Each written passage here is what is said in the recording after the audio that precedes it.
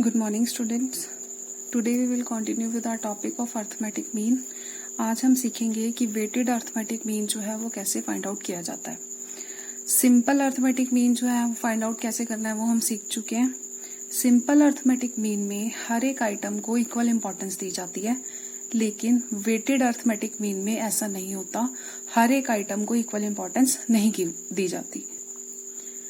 किसी आइटम को तो ज्यादा इंपॉर्टेंस दी जाती है और किसी आइटम को कम इंपॉर्टेंस दी जाती है. जैसे हम एक एग्जांपल ले लेते हैं. एक हाउस होल्ड है, जैसे एक मैं ही हूं, तो सबसे ज्यादा इंपॉर्टेंस मैं किसको दूंगी? फॉर लिविंग फूड को दूंगी. ठीक है. फिर उसके बाद मनी को देंगे, फिर हम उसके बाद किसको देंगे, फिर उसके बाद किसी और चीज को देंगे.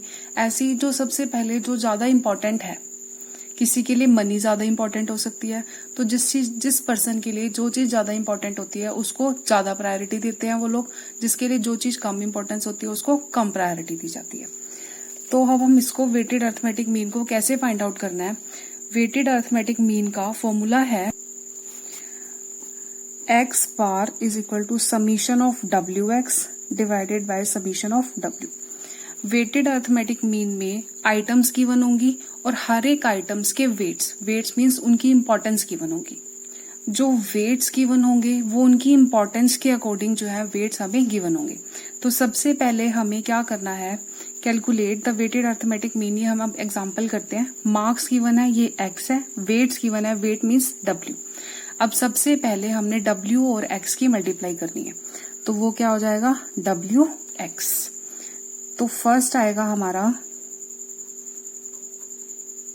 162,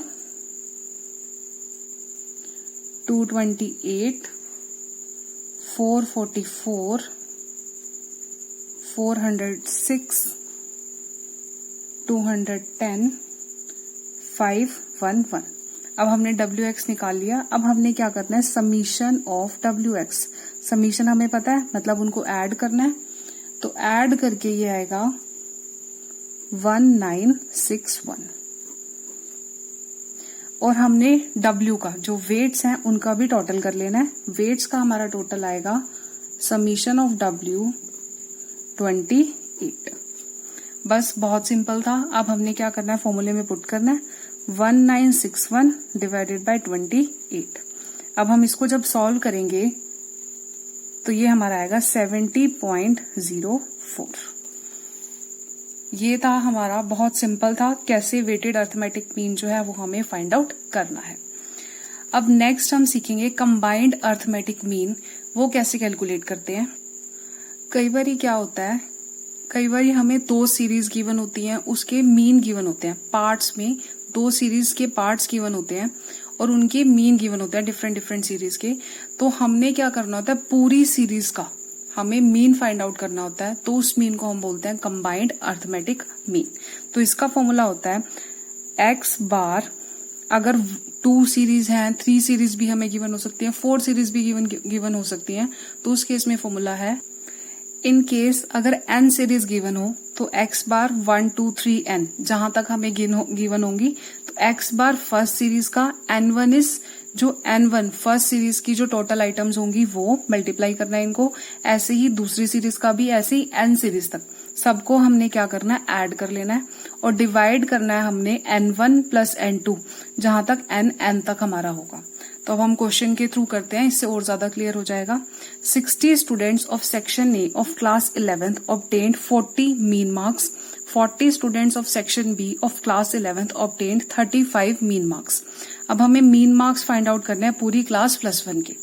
अब यहाँ पर हमें 2 सीरीज गिवन है, 2 क्लासेस गिवन है ना, एक सेक्शन ए और एक सेक्शन बी. तो 2 सीरीज गिवन हुई. पहली सीरीज जो है उसमें n1 कितना है हमारा, 60 स्टूडेंट्स हैं. और दूसरी सीरीज में कितने स्टूडेंट्स हैं, दूसरी क्लास में n कितना है, 40.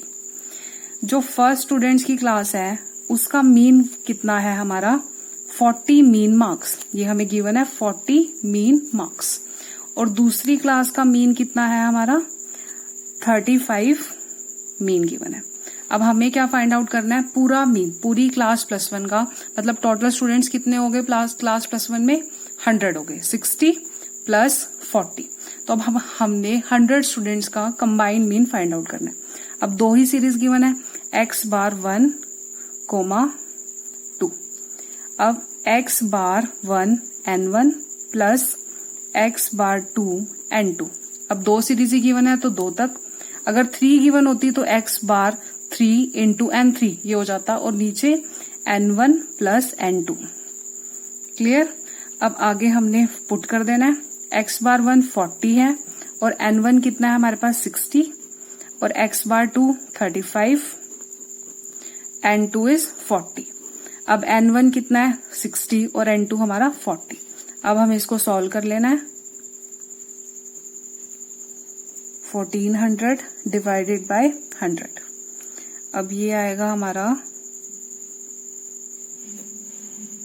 तो मीन कितना आ गया हमारा कंबाइंड 38। आई होप आपको क्लियर हो गया होगा कैसे हमने कंबाइंड अर्थमेटिक मीन जो है वो फाइंड आउट करना है। This is the last topic of the chapter of arithmetic mean, calculation of corrected arithmetic mean. अब इसका मतलब क्या है, कई बार क्या होता है मीन फाइंड आउट करते करते हम कोई वैल्यू गलत लिख लेते हैं।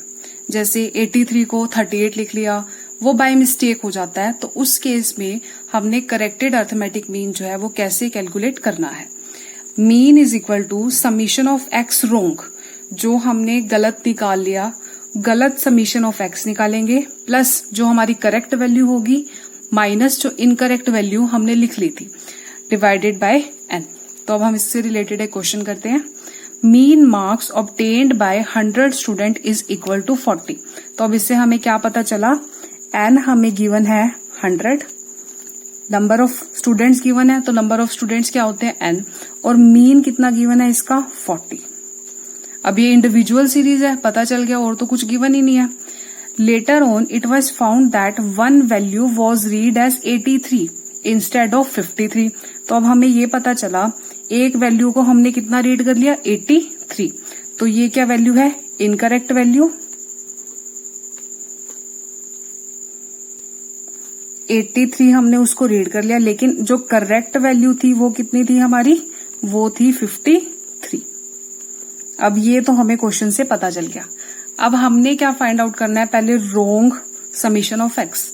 अब इससे फाइंड आउट हो जाएगा। अब हमें फॉर्मूला पता होना चाहिए इंडिविजुअल सीरीज का। डायरेक्ट फॉर्मूला क्या होता है, डायरेक्ट मेथड का, x bar is equal to summation of x divided by में n। अब ये गलत है, क्यों गलत है, क्योंकि हमने यहाँ पर एक वैल्यू गलत रीड कर ली है, तो ये हमारा रोंग आएगा। एक्स बार हमें कितना गिवन है 40, समीशन ऑफ एक्स हमें पता ही नहीं कितना है, और n हमारे पास 100 है। तो summation of x is equal to 40 multiply 100, cross multiply हो गया 4000। ये वैल्यू क्या है हमारी, रोंग है ये, क्योंकि हमने गलत वैल्यू लिख ली इसकी जगह जो सही वैल्यू थी। अब हमने क्या निकालना है, mean summation of x wrong, जो होगा हमारा, प्लस करेंगे जो हमारी करेक्ट वैल्यू है, जो करेक्ट वैल्यू थी, माइनस इनकरेक्ट वैल्यू, और डिवाइड कर देंगे हम उसको किससे, n से। अब पुट कर देते हैं 4000 प्लस करेक्ट वैल्यू कितनी है हमारी 53 और इनकरेक्ट वैल्यू 83, और डिवाइड किससे करना है इसको, 100 से। तो ये सॉल्व करके आया 3970 डिवाइडेड बाय 100। तो हमारा मीन कितना आया करेक्टेड, 39.70। आई होप आपको क्लियर हो गया होगा। Thank you.